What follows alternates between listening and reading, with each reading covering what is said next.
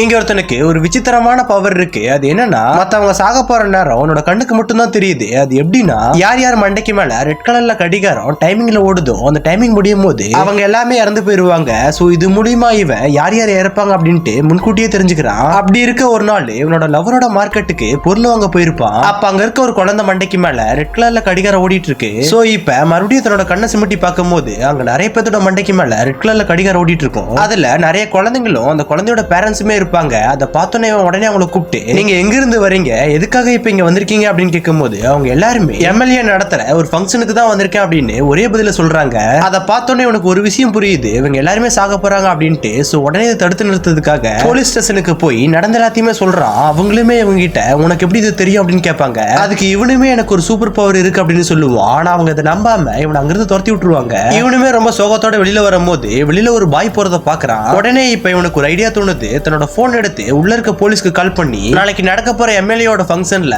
Bomb வச்சிருக்காங்க அப்படின்னு சொல்லிட்டு போனை கட் பண்ணிடுவான். அதை கேட்டோன்னு அந்த போலீஸ்க்கு பயம் வந்து உடனே உயர் அதிகாரி கிட்ட நடந்த எல்லாத்தையுமே சொல்றாரு. அந்த அதிகாரியுமே எம்எல்ஏக்கு கால் பண்ணி உங்களோட ஃபங்க்ஷன் கேன்சல் ஆயிருச்சு அப்படின்னு சொல்லுவாரு. அதை கேட்டோன்னே அந்த எம்எல்ஏவுக்கு பயங்கரமா கோவம் வருது. ஆக்சுவலா இவன் தான் ஒரு ஃபங்க்ஷன் மாதிரி ஆர்கனைஸ் பண்ணி அந்த ஃபங்க்ஷன்ல வர எல்லாத்தையுமே பாம் வச்சு கொள்ளலாம்னு பார்த்திருப்பான். இப்ப இந்த விஷயம் நின்னு போனனால போலீஸ்க்கு அந்த தகவல் கொடுத்தவனை கூட்டிட்டு வர சொல்லுவான். இவனோட அடியாள் எல்லாருமே ஒண்ணு சேர்ந்து அவனையுமே இப்ப அந்த இடத்துக்கு தூக்கிட்டு வருவாங்க. அப்ப அந்த எம்எல்ஏவனை பார்த்து ஏன்டா அப்படி பண்ண அப்படின்னு கேட்கும் போது அந்த குழந்தைங்க எல்லாத்தையுமே காப்பாத்துறதுக்கு தான் நான் இப்படி பண்ண அப்படின்னு சொல்லுவான். அதை கேட்டு பயங்கரமா கோவப்பட்ட அவருமே இவனை கொள்ளலான்னு பாப்பாரு. ஆனா இவன் அதுல இருந்து தப்பிக்கிறதுக்காக அதுக்குள்ளேயுமே ஒரு ஐடியா பண்ணி யார் அங்க சீக்கிரமா சாக போறாங்க அப்படின்னு பாக்குறான். அப்ப மேல இருக்க ஒருத்தனோட மண்டைக்கு மேல ரெட் கலர்ல டைமிங் ஓடிட்டு இருக்கு. சோ உடனே அந்த இடத்துல தனக்கு மந்திரம் தெரிஞ்ச மாதிரியும் ஒரு மந்திரத்தை போட்டு கரெக்டா அவனோட டைமிங் முடிய மேல இருந்து கீழே விழுந்து செத்துருவான். ஆனா இவன் தான் அவனை கொண்ட மாதிரி ஒரு ஆக்ட போட்டுட்டு அங்க இருக்க எல்லாத்தையுமே பயன்படுத்திடுவான். அந்த எம்எல்ஏவுமே பயந்து இவன் அங்கிருந்து போக விட்டுருவாரு.